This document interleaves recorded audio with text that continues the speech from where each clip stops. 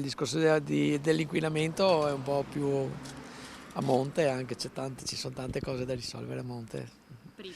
Prima qui si brucia legna, alla fine non è che sia una cosa naturale. I primi rami accatastati già il 26 dicembre, oggi 2 gennaio, al terzo giorno di lavoro dei volontari alpini, la Pira, la Befana di Arcade, ha raggiunto i 9,5 metri di altezza.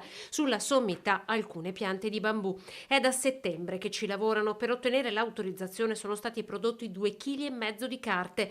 Nonostante la burocrazia abbia reso tutto più complesso, Arcade al suo panevin non rinuncia. Noi facciamo il consiglio, diciamo ok, facciamo il panevin, poi passiamo per l'assemblea dei soci, i quali dicono sì o no, o lo avvallano oppure non lo avvallano. E poi si mette in moto tutta la macchina burocratica, come dicevo da settembre, per arrivare a gennaio. 120 persone a garantire la sicurezza, 250 volontari coinvolti per 4 ore a difesa del falò più importante della Marca e con la tradizione più longeva portano i dati. Le polveri sottili registrate nell'aria nei 2 anni di sospensione causa Covid non si sono abbassate.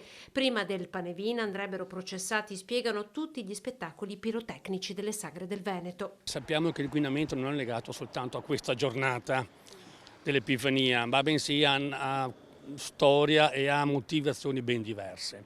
Magari qualcuno vuole strumentalizzare il Panevin per altre cose, ma a noi non ci interessa. Questo ci aiuta per tutto l'anno a mantenere il gruppo, nel senso nelle attività che fa, anche nella beneficenza. Tra i progetti che il Panevin servirà a finanziare, quello per Casa Masetto e quello ancora più ambizioso, la nuova sede del gruppo di Arcade. Insomma, non una festa fino a se stessa, il Panevin raccoglie fondi e rinnova la tradizione cristiana di una comunità.